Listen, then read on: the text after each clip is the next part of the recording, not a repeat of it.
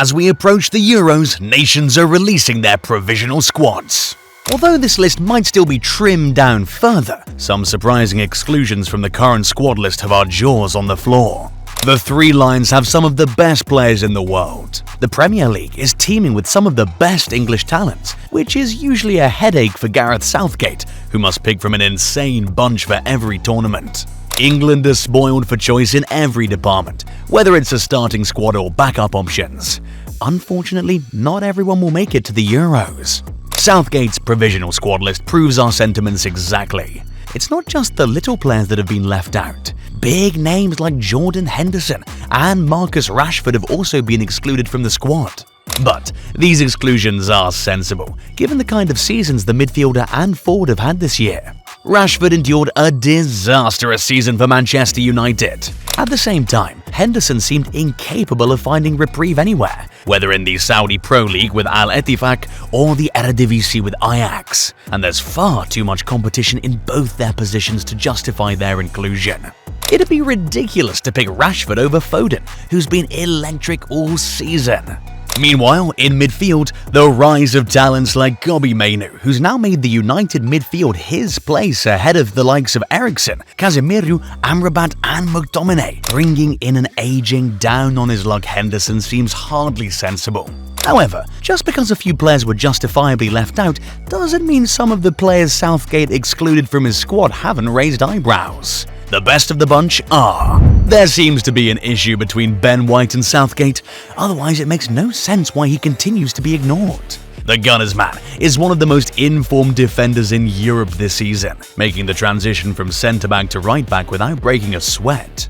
Not long ago, he was on the cusp of a hat-trick, playing out of position. No one can deny how much of a crucial player White is to Arsenal or their campaign for the title this season. However, he won't be on the plane to Germany, and that's a real shame.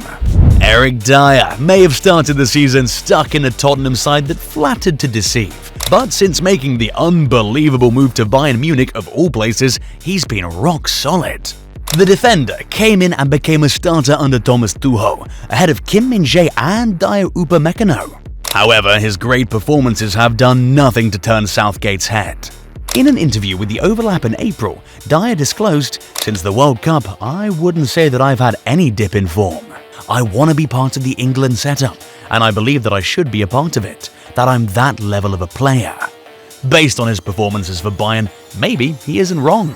The final surprise exclusion for us is Morgan Gibbs-White. Although we understand the Nottingham Forest man's exclusion because the Three Lions are just too damn stacked in his department, it can't be nice watching from home either. His performance this season in a struggling Forest side that underwent a managerial shake-up was nothing short of spectacular. Only Ollie Watkins and Cole Palmer provided more assists in the league than Gibbs-White this season. It's not unfounded to say that the 24-year-old is single-handedly responsible for Forest surviving the relegation battle. He alone contributed to 30% of their goals, but that wasn't good enough for Southgate. That must sting. Portugal take a page from England's book with just how many high-profile stars don't make the list. While it's easy to point fingers at Roberto Martinez, Portugal are merely suffering the same problem as the Three Lions, in that there are more stars than there are places for them. As a result, some haven't been called up.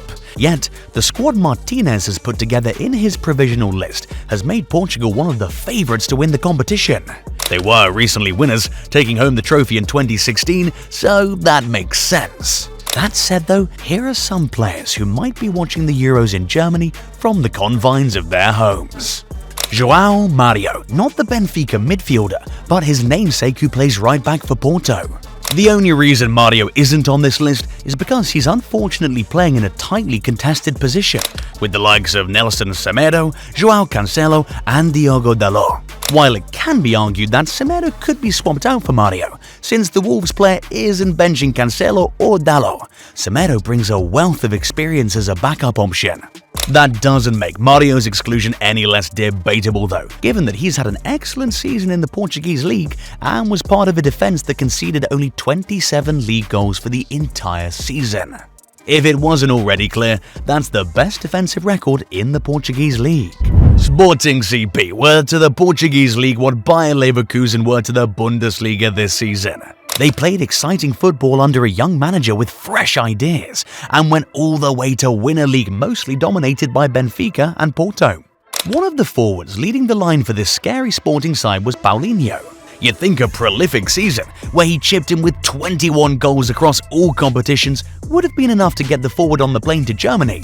However, that's not the case, given the sheer force of the talents Portugal have to lead the line, including Cristiano Ronaldo, who continues to play like he isn't days shy of his 40th birthday, and Gonçalo Ramos, who's due to replace Mbappe as the main man at PSG next season. Sorry, Paulinho, you were just born in the wrong country. Another player who might have a hard time accepting his exclusion is Paulinho's Sporting teammate, Pedro Gonçalves. The left winger is one of the most in-demand forwards going into the summer transfer window, having helped his club to the league title. Plus, he's had the season of his life while at it, contributing 18 goals and 16 assists across all competitions this season. Those are scary numbers that should help him get into any squad. Unfortunately, Roberto Martinez doesn't think so.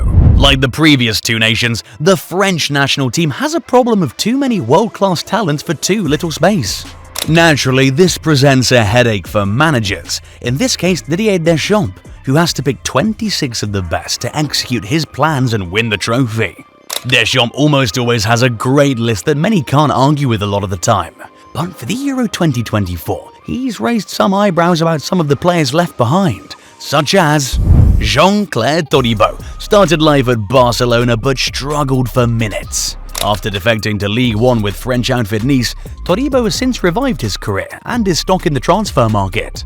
He was heavily linked with a move to Manchester United last summer, but nothing materialized from the speculation.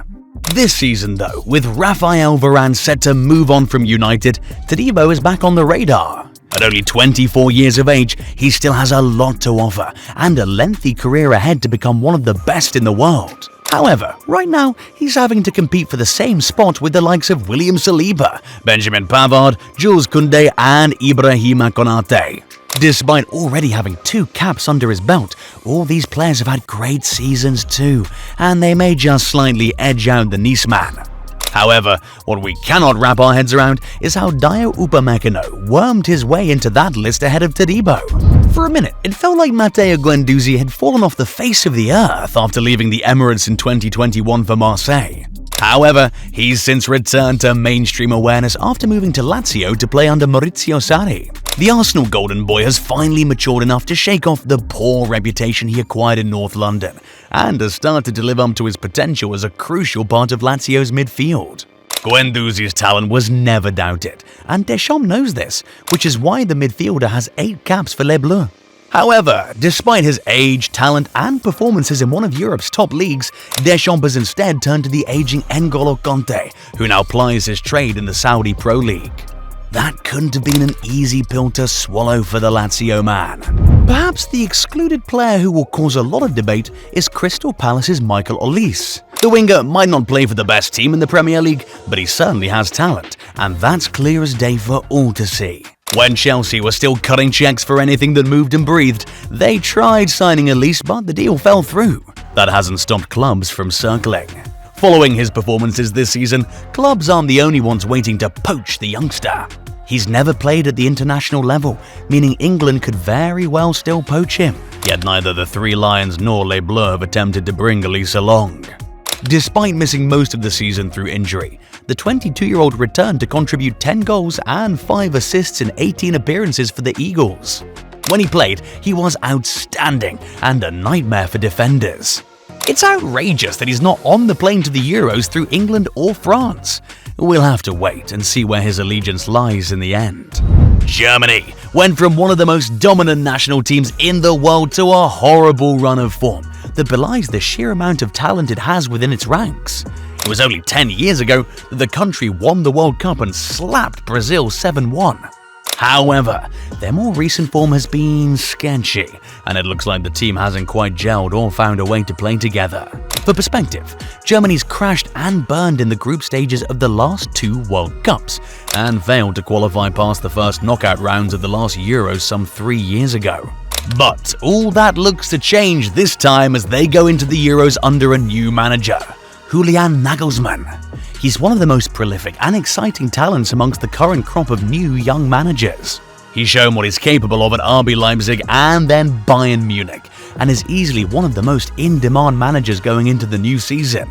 That said, this video isn't about him, but the talents he's chosen to leave behind in his provisional squad. Here are some of the more debatable options.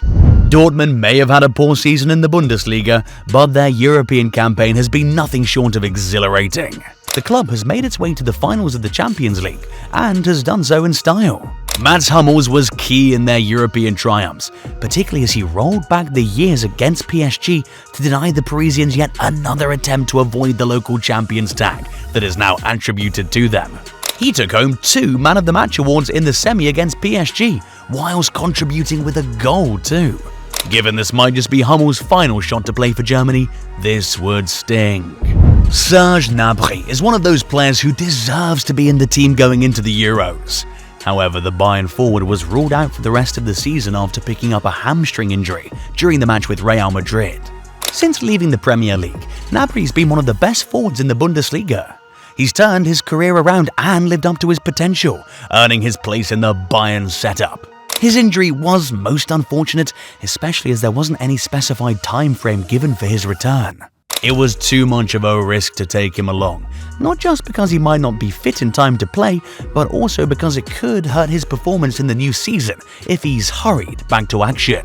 Our final pick is Dortmund man Karim Adeyemi, who's been good for his club this season. He's had his downturns and can be fairly inconsistent, but when he gets going, he improves any side he's in.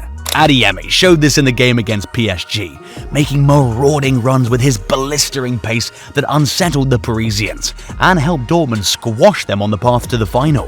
With Gnabry out of the squad, Adeyemi would have made an excellent replacement that could be rotated to add pace to the game or run opponents ragged, especially if Nagelsmann decides to employ a counter-attacking strategy. However, he's only on this list because that didn't happen. Even when he's been picked, like in the 2022 World Cup in Qatar, he wasn't given any minutes. Perhaps it's a blessing in disguise. Maybe Germany might come to regret it. We'll have to wait and see. Are there any players we didn't feature that you would have preferred were picked for the Euros? Leave us your thoughts in the comments. In the meantime, don't forget to like, share, and subscribe to the channel. See you in the next one.